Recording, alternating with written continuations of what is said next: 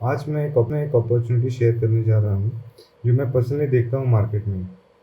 तो अभी आपने कुछ महीनों पहले देखा होगा कि टाटा मोटर्स के एक्चुअली ये अपॉर्चुनिटी टाटा मोटर्स के लिए है जो। हेलो दोस्तों, आज मैं एक अपॉर्चुनिटी जो मैं पर्सनली देख रहा हूँ मार्केट में, उसके डिटेल्स देने जा रहा हूँ। मैं ये अपॉर्चुनिटी बेसिकली टाटा मोटर्स में देख रहा हूँ। तो टाटा मोटर्स अगर आप ट्रैक कर रहे होगे तो आपको पता चल रहा होगा कि टाटा मोटर्स ग्रो तो कर रही है, इंडिया में काफ़ी अच्छी ग्रोथ हो रही है उनकी। अब ये अपॉर्चुनिटी है क्या? तो अपॉर्चुनिटी बेसिकली है, इन्होंने डिसाइड किया है कि पीवी और सीवी सेगमेंट को ये स्प्लिट कर देंगे। तो कमर्शियल व्हीकल और पर्सनल व्हीकल को अलग अलग करेंगे। तो इसके डिटेल्स बेसिकली पीवी में इंडिया के जो कार्स हैं इनके अपने पर्सनल व्हीकल्स वाले लाइक अल्ट्रोज, नेक्सॉन,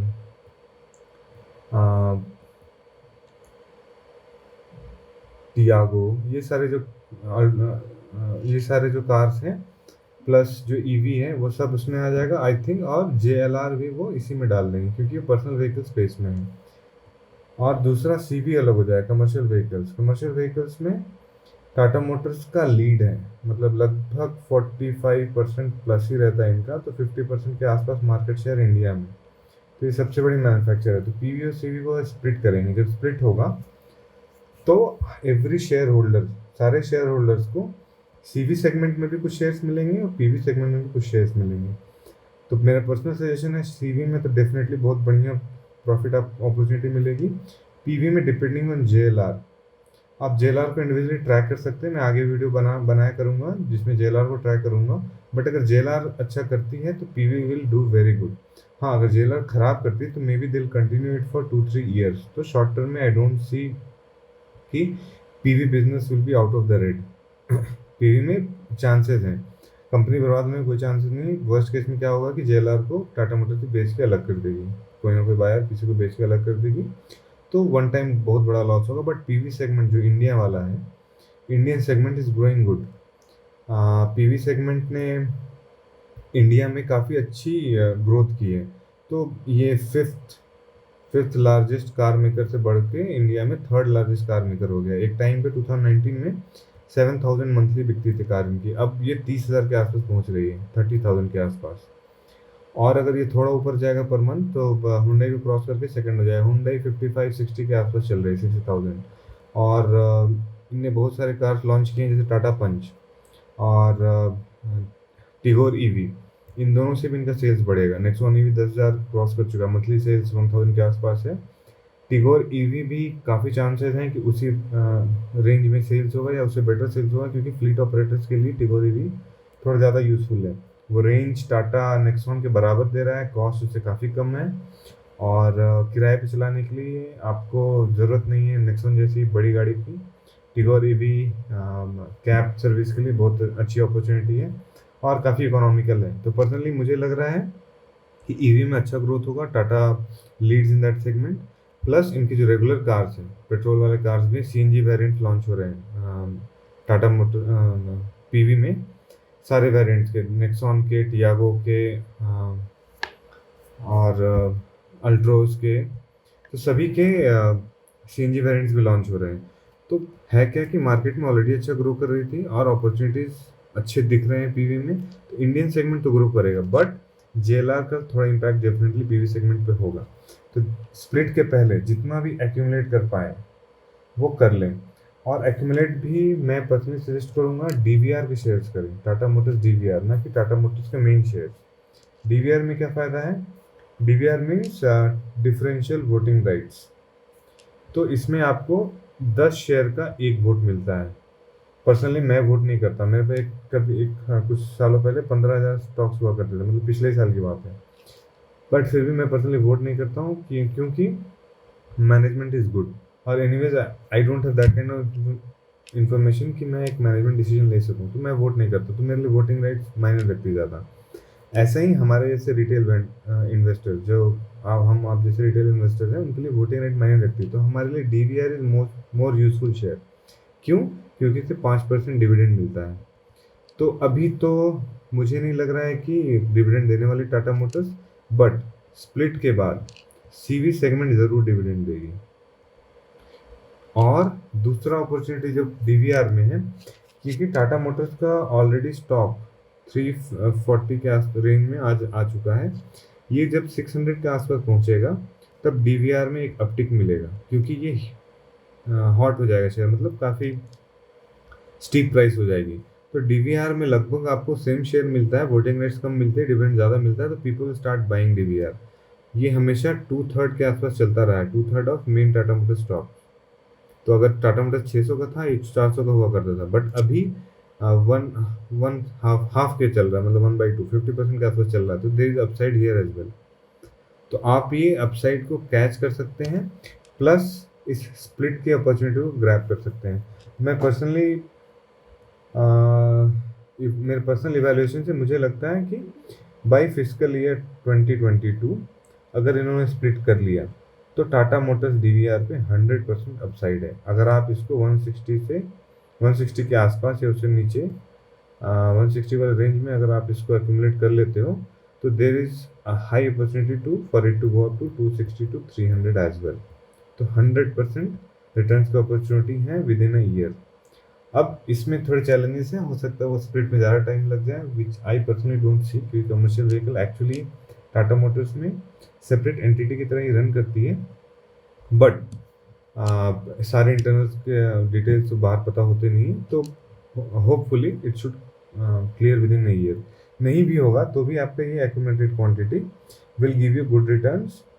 हो सकता है 1.5 साल लग जाए उसमें भी, बट आई एम गेसिंग कि विद इन 4 to 6 months वो स्प्लिट कर देंगे। उसके बाद सीवी से आपको डिविडेंड मिलना स्टार्ट हो जाएगा।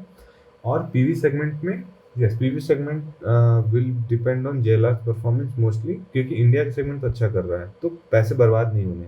वर्स्ट केस जेएलआर को बेच के अलग हो जाएगी कंपनी, बट पीवी सेगमेंट में भी अपॉर्चुनिटी है। इट्स नॉट शॉर्ट टर्म, वो थोड़ा लॉन्ग टर्म होल्ड करना पड़ेगा। तो अगर जब स्प्लिट हो जाए तो आप पीवी सेल करके निकल भी सकते हो।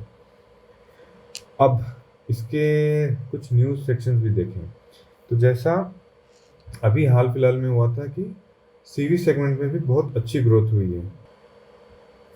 अब जो मैं बता रहा था कि ये देखिए पीवी सेगमेंट में टाटा मोटर्स काफ़ी आगे आ गई है। इनका मार्केट शेयर 6% के आसपास था, ये 8% के आसपास पहुंच गया है। 2% का ग्रोथ हुआ है, 2% ईजी ग्रोथ। अब उस टाइम जो मुझे याद है 16,000, एक्चुअली मैंने एक मंथ में 7,000 भी देखा था, मुझे एग्जैक्ट मंथ अभी याद नहीं, बट अब ये बढ़कर चला है लगभग 25 से 30,000 के आसपास पर मंथ। और ये जब 50 क्रॉस कर जाएगा, 50,000 पर मंथ, तो ये हुंडई को चैलेंज करने लगेगा सेकेंड स्पॉट के लिए। इंडिया का PV segment is still good. इसको ड्रैग कर रही है जो जेएलआर।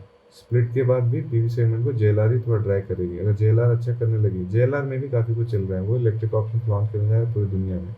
एक्चुअली टाटा स्टेबल में जो 3 कंपनी है, सीवी, पीवी इंडिया और जो जेएलआर बिजनेस है, इसमें सबसे ज़्यादा रेवेन्यू जेएलआर से ही आता है, बट ये लॉस मेकिंग एंटिटी है। That's why it's dragging the entire Tata Motors down.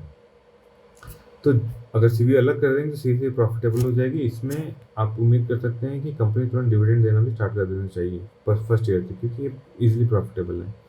PV में यस होल्ड करना पड़ेगा। जेएलआर भी अच्छा कर रही है, क्योंकि ऑल ओवर द वर्ल्ड ये 2024 तक इनका प्लान है, काफ़ी सारे इलेक्ट्रिक मॉडल्स डालेंगे। और इलेक्ट्रिक मॉडल्स का जैसा ट्रेंड है, जैसे स्कीम्स मिल रहे हैं सारे कंट्रीज़ में, जैसे प्रमोशन मिल रहे हैं, गवर्नमेंट की सब्सिडीज़ हैं, तो जेएलआर को भी इसका फ़ायदा होगा, क्योंकि it's a luxury brand, it's a known brand.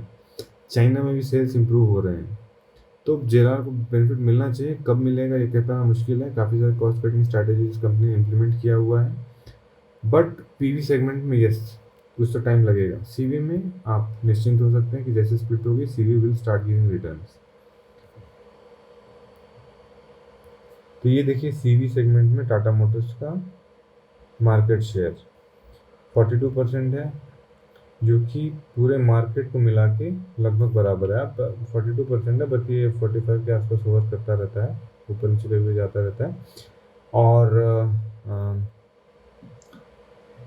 Players कम है, सीवी में प्लेयर्स कम है, तो सीवी सेगमेंट में कोई चैलेंजेस नहीं आएंगे स्प्लिट के बाद भी।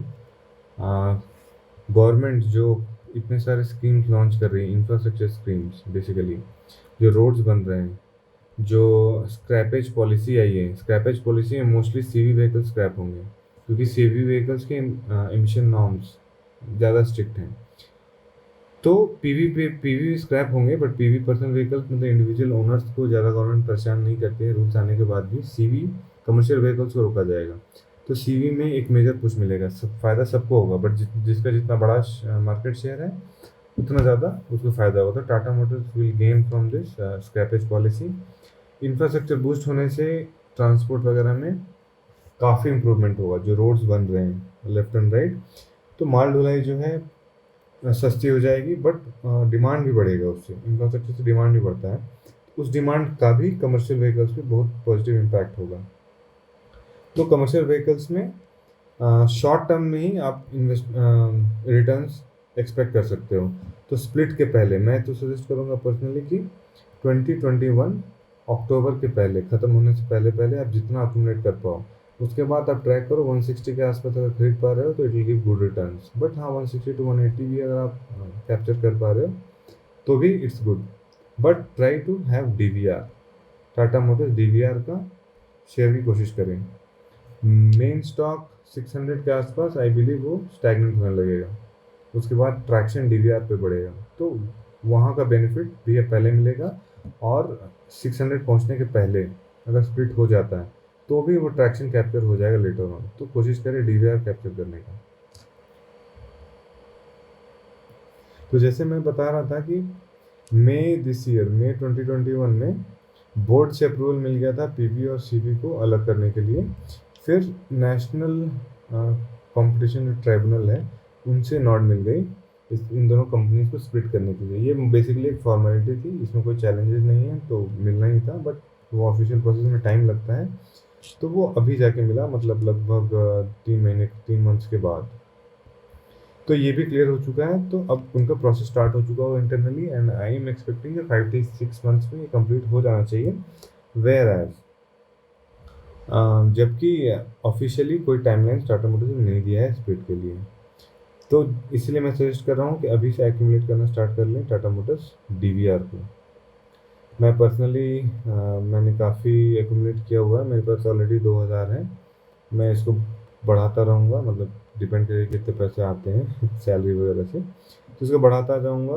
कोशिश करूँगा मेरा पुराना नंबर था जो 15,000 के आसपास, वहाँ तक पहुँच जाऊँ। बट पिछले बार मेरे 15,000 नॉर्मल टाटा मोटर्स के स्टॉक्स थे, बट अभी जो अपॉर्चुनिटी दिख रही है वो डीवीआर में दिख रही है। तो 15 से 20,000 तक भी अगर हो पाएगा तो टाटा मोटर्स डीवीआर को मैं एक्यूमुलेट करूँगा ज़रूर से। इलेक्ट्रिक व्हीकल्स लॉन्च करने के उनके 2024 तक बहुत सारे इलेक्ट्रिक व्हीकल्स उनके पाइपलाइन में हैं। अभी सिर्फ जैगवार आई-पेस है जिसका सेल्स उतना अच्छा नहीं है, बट देखिए अब जेएलआर में भी सेल्स होती है लैंड रोवर की ज़्यादा। एलआर जो लैंड रोवर है, जैगवार की सेल्स कम होती है। इलेक्ट्रिक उन्होंने लॉन्च किया सिर्फ जैगवार में अभी। तो जो मेजर सेलिंग ब्रांड है इनका लैंड रोवर, उसमें आएंगे इलेक्ट्रिक मॉडल बाय 2024। तो 2024 से तो इसका एक अच्छा पिकअप होना चाहिए। बट बहुत सारे कॉस्ट कटिंग मेजर्स भी कंपनी ने डाले हुए हैं जेएलआर में। तो हेल्थ धीरे धीरे इम्प्रूव हो रही है, और चाइना में अगर सेल्स इम्प्रूव होती हैं, लॉकडाउन ख़त्म हो रहा है धीरे धीरे हर जगह, तो उसके लॉकडाउन का जो इम्पैक्ट है वो और थोड़ा सा कम होता जाएगा, मार्केट नॉर्मल की ओर बढ़ेगी। तो वहाँ पर अगर चाइना में इम्प्रूवमेंट होता है जेएलआर का, नॉर्थ अमेरिकन कॉन्टेंट में अच्छा इम्प्रूवमेंट है, यूरोप में अच्छा इम्प्रूवमेंट है, चाइना में भी अच्छा इम्प्रूवमेंट है, और अच्छा इम्प्रूव करेगी तो definitely company will come into green immediately. नहीं होती है तो it will still take time, हो सकता है 2-3 साल लग जाए। बट अगर आप पीवी, आप स्प्लिट के बाद आपके पास पीवी पड़े भी रहेंगे तो 2-3 साल के बाद भी आई होप कि सब कुछ सही रहेगा, क्योंकि इंडियन पीवी तो अच्छा कर रही है। इंडियन पीवी यूनिट जो नेक्सॉन, अल्ट्रोज ये सब है पकड़ रहे हैं, वो अच्छा मार्केट पकड़ लिए हैं, और कंपनी और भी पुश दे रही है, यानी सीएनजी वेरिएंट्स आ रहे हैं, नए मॉडल्स आ रहे हैं, जैसे टाटा पंच भी लॉन्च हुआ, उसका भी अच्छा डिमांड रहेगा मार्केट में। तो इंडियन पीवी सेगमेंट तो अच्छा कर ही रहा है, तो आप उसके भरोसे इसको होल्ड कर सकते हैं काफ़ी टाइम के लिए। जेएलआर का इम्प्रूवमेंट एक्सपेक्ट कर सकते हैं। जेएलआर नहीं होगी तो एनीवेज टाटा मोटर्स जेएलआर को बैक ऑफ कर देगी। बैक ऑफ करना मतलब उसको किसी न किसी को बेच देगी, it will take one time loss और ख़त्म कर देगी उसको। बहुत ज़्यादा अब सालों साल लॉस ले नहीं सकते, तो या तो इम्प्रूव होगा या मर जाएगा या सेल हो जाएगा, कोई एक ही काम होगा इसमें। तो दोस्तों बेसिकली टाटा मोटर्स की इस अपॉर्चुनिटी के लिए इतना ही डिटेल्स है मेरे पास। और कुछ जानना हो इसके बारे में तो डेफिनेटली कमेंट सेक्शन में डालें, मैं रिप्लाई करूँगा। धन्यवाद।